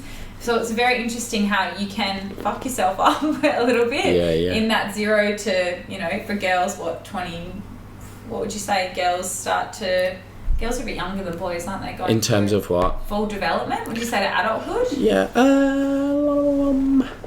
Girl, I don't actually know. In terms of development, like obviously girls tend to hit puberty younger, I think. 15, 16, boys are like 17, but 18. So parents. I don't know, but it's just that whole thing. Like being a parent, like flipping sucks. It's like lots of responsibility. Lots of like you basically like me,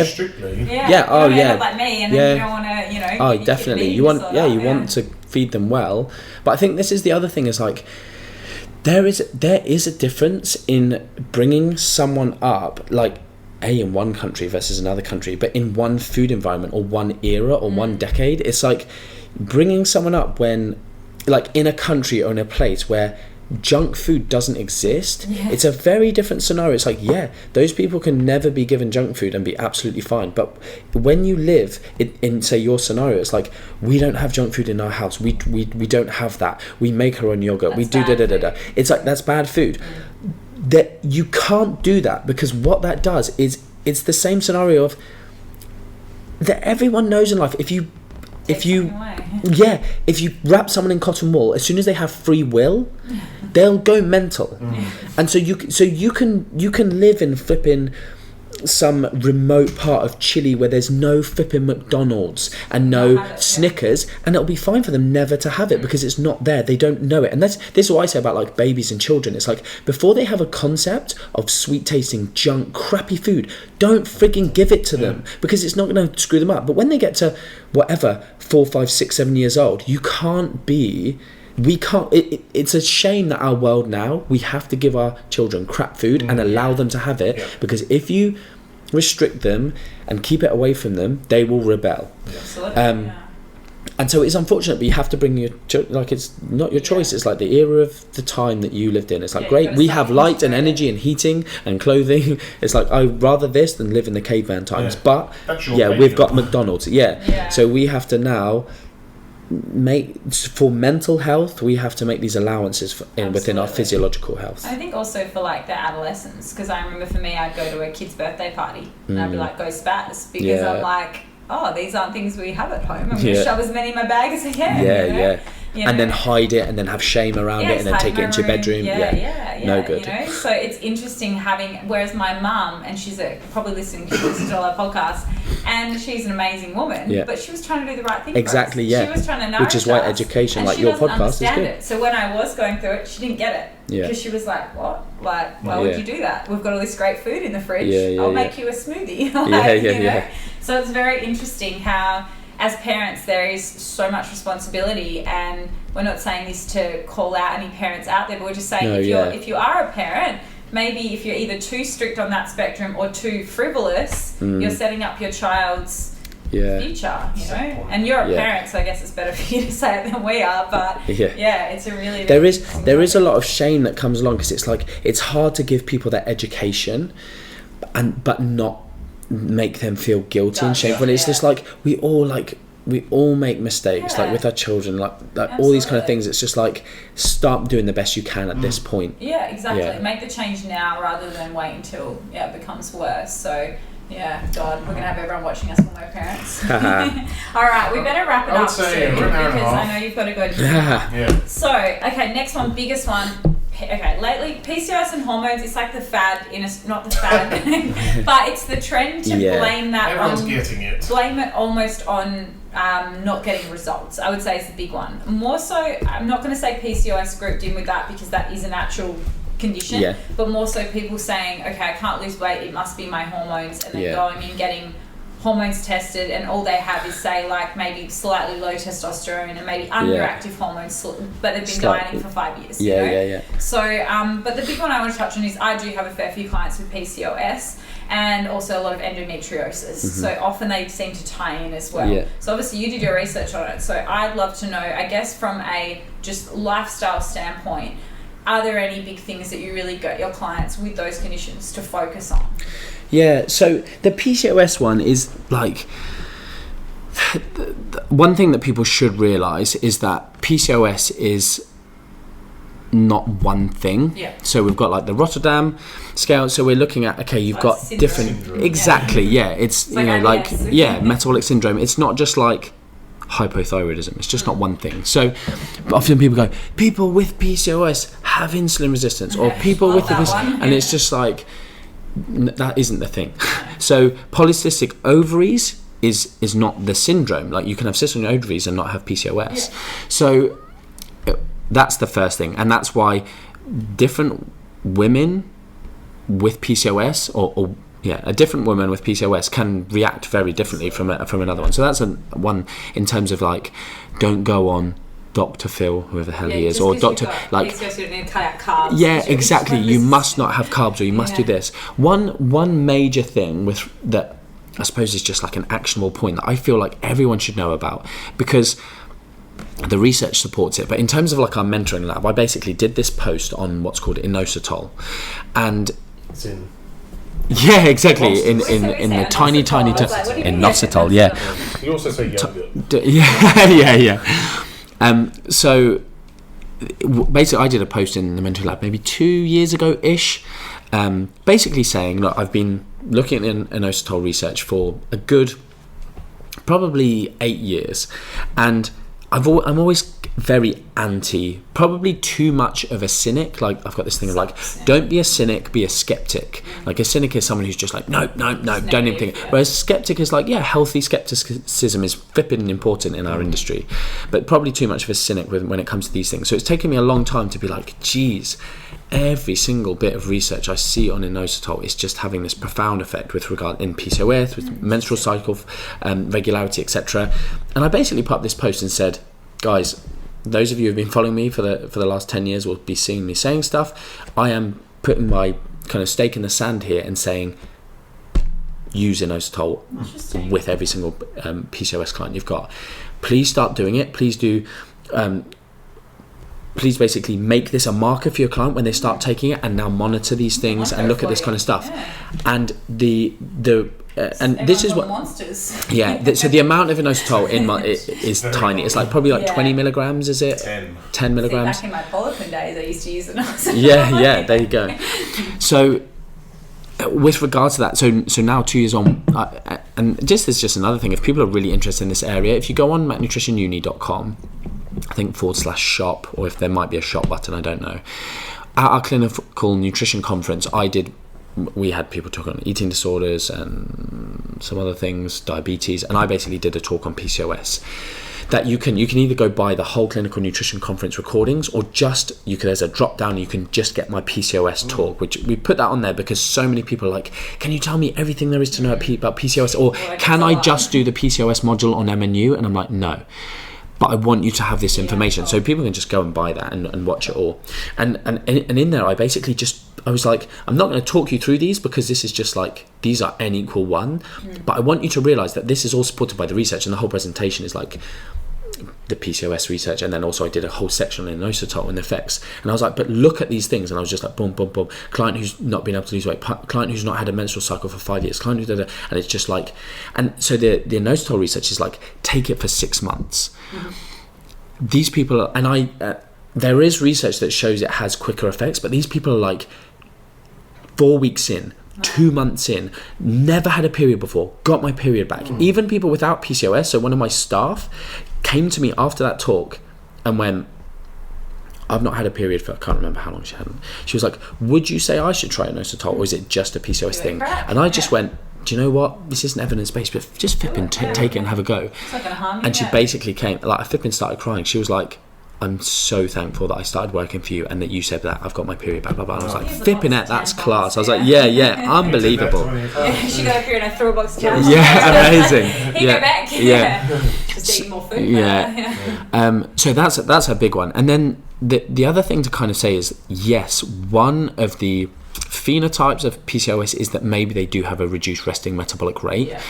It isn't everyone, but they use it as an excuse of like, this is the reason I can't lose weight. It's like, no, I always say it, dieting sucks for everyone. And it's like, but why do I find it hard? Because everyone does. But yeah, there are individuals where, resting metabolic rate is going to be so frigging low. It's like, maybe a reverse diet will help with that. Maybe it won't help as much as it helped with another individual, and you might have to do a slower approach, or even you have to go more patient. Exactly, you might have to go more aggressive to get the same results as someone who's not being as aggressive. And you just got to do it. You got to do it because that's your life and that's your deal. If you sit around and compare, you're just going to have a bad time. Like, just get on with it. Stay in your lane. That's what we always say to our clients. I found it interesting. My clients that I found, I don't know, I'm causation correlation here, but I've had my clients that seem to be underweight with PCOS, so I've got a few of those as well. So again, not everyone is overweight with PCOS. Yeah, that's another one. But those ones have all got endometriosis. So the ones that seem to have PCOS, endometriosis, also seem to have pretty good metabolisms. And then my ones that are more so overweight tend to just have the PCOS and tend to have slightly different body types, genotypes, all of that. Is there any correlation with endo? With regards to being the leaner phenotype, more metabolic, not that I know of. I don't know. But they maybe haven't done enough research. It'd be interesting. Endometriosis is so understudied. So I always get these questions like, is an anti-inflammatory diet really a thing?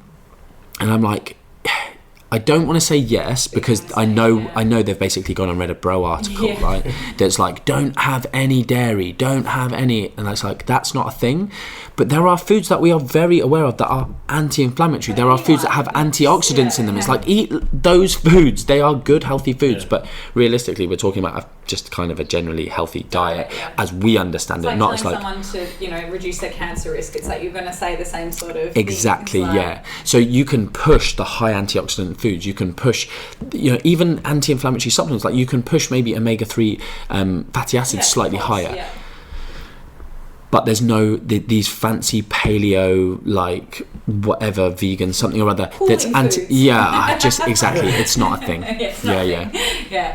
All right, we better start to wrap it up because Billy's calling you and he's going to... He is, Did you see that on my phone? Your beer's going flat. So basically with PCOS, would you more so say, for the majority of it, more so the people that are more sluggish metabolism, more overweight, which say more so lifestyle interventions, so quality of diet, like you said, as well as obviously maybe having to get a bit more aggressive and just accept that it is what it is. What about, now we want to just touch on medication. So that's the other big one. In Australia, they're very anti-medication for anything hormonal. So anything like thyroid, anything. So I had massive thyroid problems after competing for 4 years back to back, basically straight, and my TSH, T3, T4 was like in the toilet.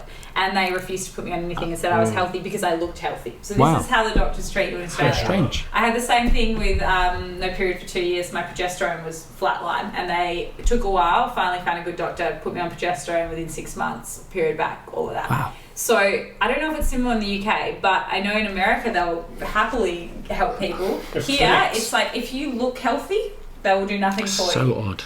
It's so odd. Even to get a blood I've not test. heard that before. Even to get a blood test done. I think they've just got terrible budgets. Or because they will look at you and go, no, I'm not testing your hormones, you look healthy. Yeah, because you look fine. Yeah. So in terms of, I guess, from a medication standpoint, let's talk specifically PCOS. Yeah. So I had a client the other day and she just got put on metformin and something else, and she was on that for years and it helped, and then she kind of came off because she wanted to do the natural route. Yeah. And I had to have a conversation with her the other day, and I was like, you know what? Well, your weight's plateaued. We've been doing all the right things. You're telling me you're reporting right. I believe you. You're a good human. I think you're just going to have to go back on. And she has, and all of a sudden, you're a normal human because you're medicated. Yeah. And I think that is the issue when people go, I want to be natural. Yeah. I want to go. It's like, okay, but when you get a headache, do you do the same thing? It's like the wonders of modern medicine that they allow us to. It's like, you can go the natural route if you then want to go with Mother Nature's version of what body weight you're going to be with your genetics. It's like... And where your natural levels are. Yeah, like, exactly. But if you want to make progress, we have modern medicine and you should probably use it. Yeah. So not fearing that, I guess, for people. Yeah, exactly. It's even like the whole HRT thing and these kind of things. It's like... definitely go on that when you're old. People, yeah. Well for it. Yeah. So, make you feel better. Yeah, I think it's... People care about their health and think that drugs are like this. The devil. Yeah, like big pharma and exactly, drugs and medicine. But then they also associate like a drug that is a medical dose of drug with a steroid or something like that, and they go, okay, well, a natural 18-year-old guy has healthy hormone levels, so if he goes on testosterone, he's going above normal. If you have a sluggish thyroid and your T3, T4 is extremely low, then obviously, like, you coming back to a natural level is going to be taking something to go on that level. So I guess coming back to that in terms of a hormonal standpoint, Martin's gone for a slash, so we just kidding. But yeah, I think, not being fearful of going on stuff, but also double checking, make sure you're chatting to that doctor, that they're, credentialing that area. They're not just throwing you in on something they haven't explored other areas, but then also not fearing it if you've tried everything and you're still stuck at this Yeah, exactly, Yeah, exactly. All right, anything else you want to add on the PCOS? They asked me a question. How would you... Billy and Sarah. Jeez. Come over. This is hilarious. Okay, if you had to describe Martin in 3 words, that's it. Because he said what he thought. He says he's not going to fire you. I had to come up with what I thought. And he struggled. I struggled so much. We'll see if he chooses the same words. So you're allowed to say. You have to do like 1 to 2 positive, 1 to 2 negative. No, that's kind of how I went with it. Go on. 3 words. Oh my goodness. Let's see if he got it. Funny. Yeah. Okay. He had that from. Confident. I think you had that. Yeah. I think you said confident. You said something like that. Yeah. We'll have to go back and listen to it. Yeah. Strong. I did think it, even if I didn't say it. Go on, think of a negative one, because then that'll make me more right. Because I said a negative. Just being nice.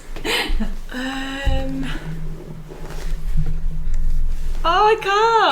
Go on. There's a big thing about me. What's the worst thing about me? The biggest thing. This could be dangerous. She's got a phobia of bald people. Spend too much time on your phone? That's what I was going to say. It's not one word. It's close to, I think, what he said, actually. Yeah. It's not. Yeah. No. What did you say, Billy? Mine are very You don't similar. dislike that about me. No, true. Hey, what do you dislike about me? Let's let Billy have his moment. Yeah, mine. Yeah, very similar. Yeah, comedy was the first thing. Comedy, said that one. Yeah. And then negative would have to be. How did you describe it? Was it like no, you got it. Centre of attention is likes to be centre like the limelight. Yeah. That's not negative. No, but you don't think it's negative. The one I said for you was short-tempered. That he would say. That's true. Yeah, see? Yeah, and you kind of said like his crudeness, like how inappropriate. Oh yeah. That's comedy. Yeah, the embarrassment of him at times. I think if we were in America, they would potentially. We probably wouldn't have a business. You can get away with it over here. All right, awesome. I think we have gone through like so much on this, so I think that's been really, really awesome. And I guess just to wrap up, any info on terms of any changes to the courses, when people can start courses, is there any start at any time, enrollment, all of that? Yeah, they can find you. Best thing. So basically, if anyone wants to do Mac Nutrition Uni, like I've been saying this over and over again, we have 2 intakes per year. Mm-hmm. Enrollments open in July and I think it's December for the course. We ask you guys? Yeah, I literally was about to turn to them, but I thought, no, I've nailed that. The courses start in September and March each year, and for the full 12 months. The best thing is like that you need to get on the kind of email priority list, and then the places generally go within a matter of hours, probably a day, like 24 hours.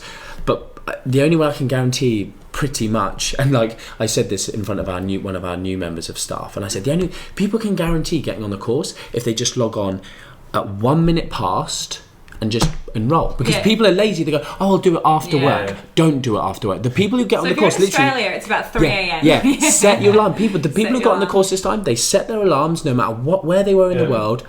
Like a Gymshark pre-sale, you know? Yeah, it's exactly that. 50% special. But, yeah. So, and one of my members of staff said, but at some point you won't, like, they will go in 1 minute. And I was like, flip it. Like, if that day comes, I'm like, it's horrific for me, because I always feel like I'm disappointing people. But, so that's what they need to do. Like I said, Australia insurance will, like, we're not guaranteeing it yet, but we're hoping, like, within a matter of weeks or a couple of months. So by the time an Australian student who enrolls on the next intake and graduates, we will have it. Cool. So that'd be cool. And then just in terms of like my Instagram, where they can learn, and I suppose like someone messaged me today, I think just before we went live, I just got out of the shower, just quickly opened it, and it said like, hi, I've just started following you recently, like I'm wanting some like nutrition for this. So far the things I've learned about you is alcohol, gummy bears, White Monster, and like it was like innuendos or something. What do you stand for? And I just replied back, all of that. Living a fun life, but I think what principles do you teach based on this? And I literally just said the truth based on the best available body of evidence. It's just like, it's a weird question when people ask you like, that. Do you teach the vegan diet? It's like, no, I don't, because I'm not a moron. It's like yes, like I teach. I'm pro-choice. They want to know what you are. Yeah, exactly. What are you and what? Method? It's like I'm not just a calorie deficit. I'm not just a. And when you say back, I'm not just a flexible dieter. You know, like they want to know, what is that one thing you do? When you say, well, I do whatever the approach is that's best for that client as well, like a customized method, then they're like, oh, okay, it doesn't sound fancy enough. No, but that's awesome. So, and then on also my website, martin-macdonald.com.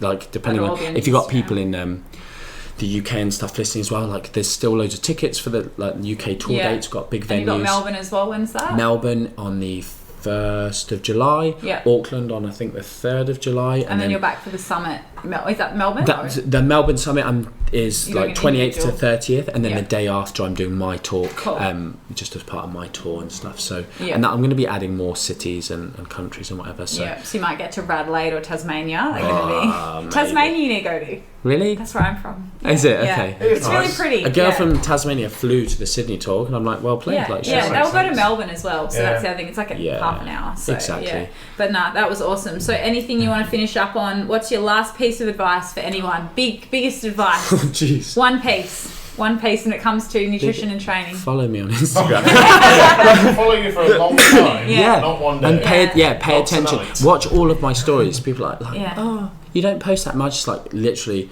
hundreds of stories with quality free content. You know when something's free, people are like, must be shit. Oh, must be shit. It's like, it's flipping the best. Maybe we should start charging. I need like a fans only page where I just talk about nutrition. But you've got to post nudes on that. I'm down with that. If I can make exactly. Almost just get a bit more suggestive. Awesome. With Thank you my nipples for fingers. Really, thanks really so much. I really enjoyed enjoyed it. Thank you. Awesome. Thank you, guys. Sorry we have to cut it off there, and I think we'll wrap it up there without ending it. Anything too exciting. Hopefully you guys enjoyed this. If you have any questions, then obviously just email either me or Sean. All our info is on our Instagram bio. Make sure that you actually leave a nice comment on the podcast so that it goes up in the iTunes rankings. Okay, leave a review. Give it a 5-star. Leave a review. Tell us about how hot you thought Martin was, and leave a review, and that's it. And wrap it up. Legends. Sean always has the most awkward ending. One word finishes. All right. Same as where I do my coitus. Nice. We're out. See ya.